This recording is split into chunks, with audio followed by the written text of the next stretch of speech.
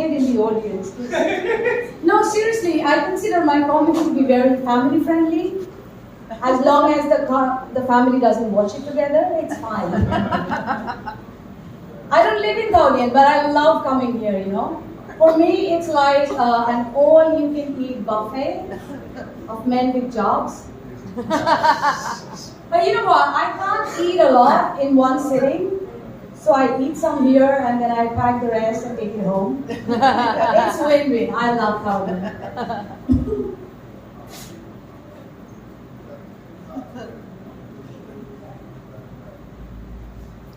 So, yeah.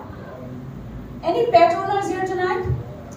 Is it here if you're a pet owner? You are? Yeah. What do you have? Cats. What do you call your cats? Cats. See, I kid you not, I was at a show in Hanoi and there was a lady and I asked her the same question. What do you call your dog? And she said, by their names. I was like, are you trying to be funnier than me? I mean, I don't mind, I got your money already. Nick and Lucy. Nick and Lucy, Yeah. now you're talking, okay. But I don't have pets. So I name objects instead. Yeah, like, you know, I met this mic a few minutes ago and I'm calling it Steve. I could have called it Mike, that would have made life easy. But it just reminds me of a guy called Steve who would listen to me for hours. And unlike the other Steve, this one gives me feedback. One thump on his head and it shuts the fuck up. No concussion, no medical attention required. Calm down, Steve is alive. He has just a short-term memory loss. Also, unlike the other Steve, this one stays hard the whole time. Even if all I'm doing is talking to it. I like Steve. We could be in a relationship. I call my vibrator Moby Dick. It's not a joke, you know. But every time it gets a laugh and I tell myself, okay, these fuckers don't know what Moby Dick is. They're just laughing because I say the word dick. And they're not going to laugh when I come to the punchline. We'll see, okay? So listen, Moby Dick is the name of a massive white sperm whale from a novel of the same name. It's fictional, just like good dicks are. Now, I don't call my vibrator Moby Dick because it's massive. It's not. It's just a regular sized dildo. Nor because it's white. I mean, who has a white dildo anyway? That's cute. Yeah. Mine is purple. Yeah. Nor because it bites. I mean, whales bite, but dildos don't, right? I mean, sometimes I wonder, it wouldn't be so bad to have a slightly biting dildo because a little bit nibbling down there is not a bad idea, right? No, I call my vibrator Moby Dick because of my unhealthy obsession with dicks, which I think is going to cause my downfall. See, this is the punchline where you're supposed to laugh. Now all of you are laughing because you didn't get the reference, I told you. The next one is very easy. It's the lowest hanging fruit. All of you are going to get it. I promise. I call my vagina Titanic. I'll let that sink in. Alright, so I don't call my vagina Titanic because it's massive. It's not, okay? It's small and tight. That's what they say. Nor because thousands of men have drowned in it. I mean, I'm nowhere near the number. I'm trying out on 6 dating apps, okay? I call my vagina 6, yeah. I can't even name them. I call my vagina Titanic for 2 reasons. One, the party is invite only. Yeah. And the entry ticket is kind of expensive. You know, good food, good wine, good conversation. You get the drift. And the second reason is because it's a wet container of dead semen.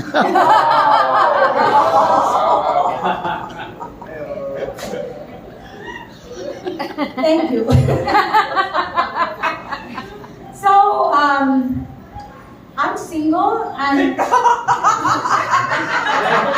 Wow, that's neither a joke nor a setup, but thank you so much. Yeah, I'm single and I'm in my 40s. Don't give me that look of disbelief. I know I don't look that old like some of you do, which is a bummer because no one leaves their seats on a bus for me, alright? But I'll tell you what, when I was single in my 30s, life was really freaky. First of all, my eggs were desperate to be poached. They didn't want to get scrambled every month. They were sending me bloody signals. Okay. My mother was sending me dick pics. Suitable bachelor boy, same thing. Now my mom is a big fan of cricket, so she went balls deep in it, you know. Every weekend, she was having a huddle with my relatives, sorting out dick pics. This one is too fat. No, she will never like it. This one is way too dark. Oh, he's a doctor? Okay, keep him in the mix. God knows what dick my daughter likes. I'm like, I like circumcised dicks. Mom, send me one. She didn't. She hates the Pakistan cricket team and she doesn't know about Jews. Her history is a bit shaky. Also, Facebook was serving me freeze your eggs ads, and it took me a while to realize those were not about the eggs I was eating. Oh. I also started liking fat guys, bald guys, guys with dreadlocks, basically all guys with jobs.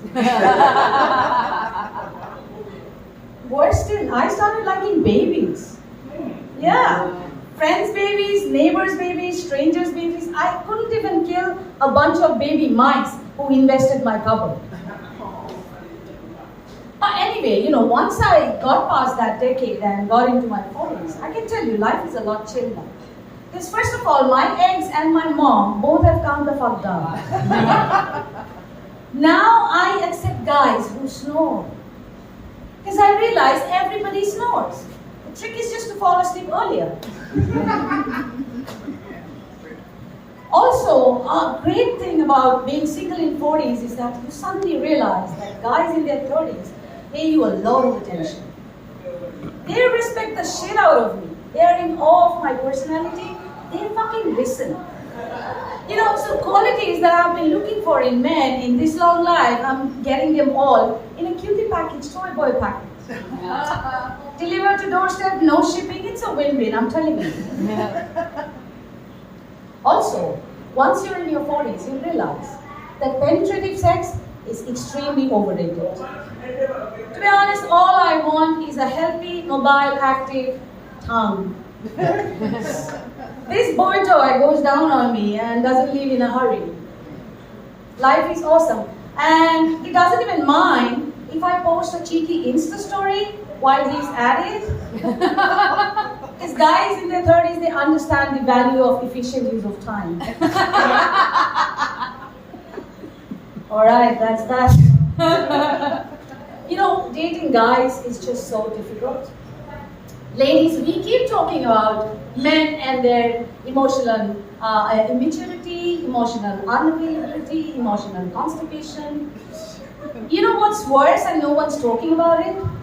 Men who are emotionally available. Oh my god, that's a fucking nightmare. It's like COVID, we have no shared wisdom of how to handle that shit. Seriously, there's this guy I met.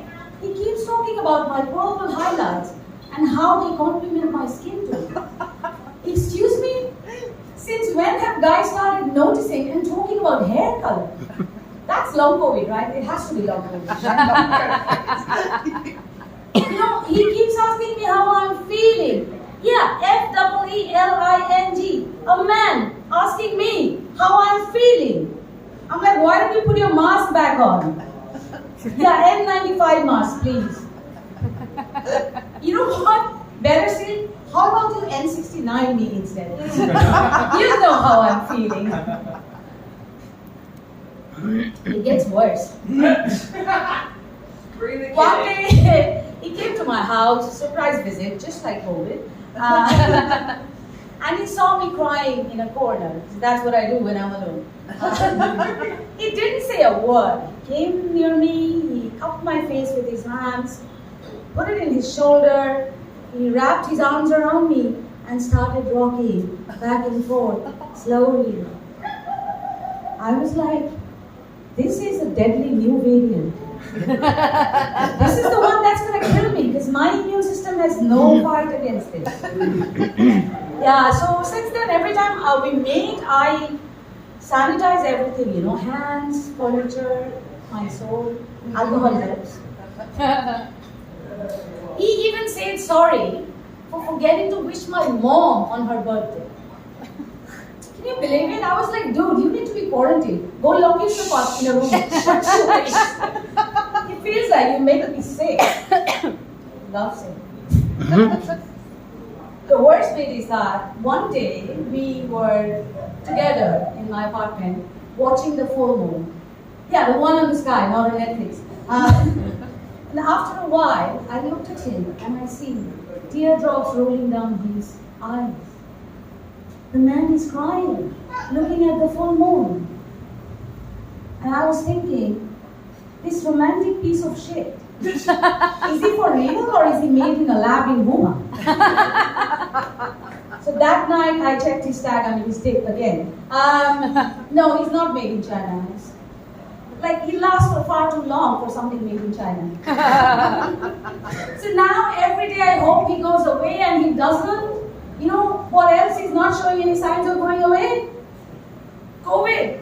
I told you, the similarities are uncanny.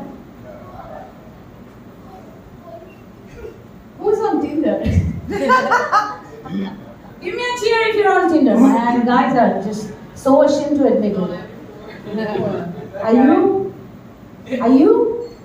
Okay, good. At least I'm not the only loser who have come. No, do you read Tinder bios? No, I would. You read? For sale. Girls do actually. Yeah, I know. I do read Tinder bios. I have been reading Tinder bios since the last 6 years or so. And I try to use them to decode what men write and what they actually mean. So I'm going to tell you a few examples of most common Tinder bios, right? They write open-minded. They mean open butt. Yeah, that's an explorative guy who likes to get to the bottom of things. So, you know, discuss threesomes and strap-ons, but never ever bring up condoms. These open-minded men have felt claustrophobic in latex since 1839. It's on Google, you can fact check. Be careful. The second type of bio that I see often is here for something casual only, which translates as he wants to fuck the whole world. Yeah, no judgment, go ahead. Just maybe don't send your kids to me.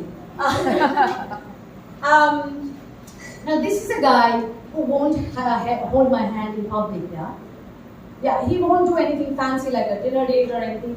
He might turn up at my place with 6 cans of Ba, of which he will drink 4 and take home the rest the next morning.